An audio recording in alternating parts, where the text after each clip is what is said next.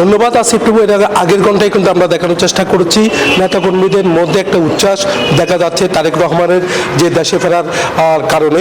তো সে খবর ছড়িয়ে পড়ার পর থেকে কিন্তু তারা উল্লাসে নেমে পড়েছেন। আমরা আপনার সাথে একটু কথা বলতে চাচ্ছি যে তারেক রহমানের দীর্ঘ বছর পর কিন্তু দেশে আসা, এটাকে কিভাবে দেখছেন আপনারা, কেমন লাগছে আপনাদের?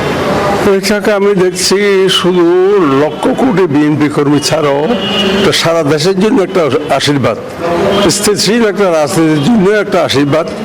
যা আমি মনে করি এটা সারা জাতিকে নতুনভাবে উৎসাহ দেবে এবং উদ্দীপনা দেবে এবং দেশ গড়ার কাজে আমরা তারেক রহমানের দীর্ঘদিনের অনুপস্থিতির যে অভাব এটা আমরা পূরণ করতে পারবো, বিএনপিটা পূরণ করতে পারবে এবং সারা দেশবাসী পূরণ করতে পারবে।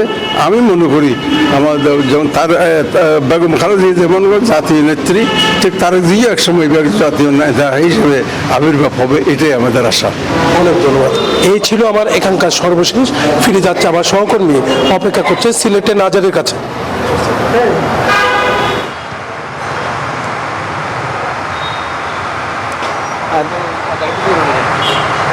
ধন্যবাদ জয়।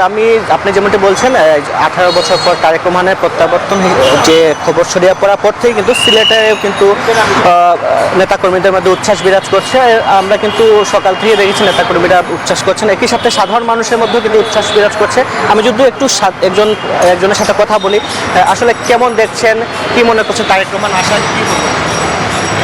জি, বিসমিল্লাহির রহমানির রহিম। আসলে বিষয়টা হয়েছে আমাদের আগামী দিনে যে নির্বাচন হবে সেই নির্বাচনের আমরা একটা সন্দেহের মধ্যে ছিলাম। আমাদের জনমনে একটা সন্দেহ ছিল আসলে কি আদৌ কি নির্বাচনটা হবে কি না। তারেক রহমান যে সময় বাংলাদেশে আসার ঘোষণা দিলেন 25 তারিখে, ডিসেম্বরের 25 তারিখে উনি আসবেন, তখন না আমরা আমরা মনে করলাম যে না ঠিক আছে আসলে নির্বাচন হবে। আর যেহেতু বিএনপির সবচেয়ে বড় নেতা, বিএনপির নেতৃত্ব কে প্রধানমন্ত্রী হবে এরকম একটা সন্দেহ ছিল, বা জনমনে আমাদের মধ্যে একটা সন্দেহ ছিল কে হবে। তো তারেক রহমান যেহেতু দেশে আসবেন তাহলে তো আমরা নিশ্চিন্ত হয়ে গেলাম। আমি একটু একজনের সাথে কথা বলবো, কি মনে করছেন কেমন হবে নির্বাচন? আমরা আশাবাদী যে দারুণ একটা নির্বাচন উপহার পাবো, যেহেতু দীর্ঘদিন থেকে মানুষ স্বাচ্ছন্দ্যে ভোটে অংশগ্রহণ করতে পারেনি এবং জনাব তারেক রহমান দেশে আসবেন ডিসেম্বরের 25 তারিখ, এমনটাই আমরা শুনছি।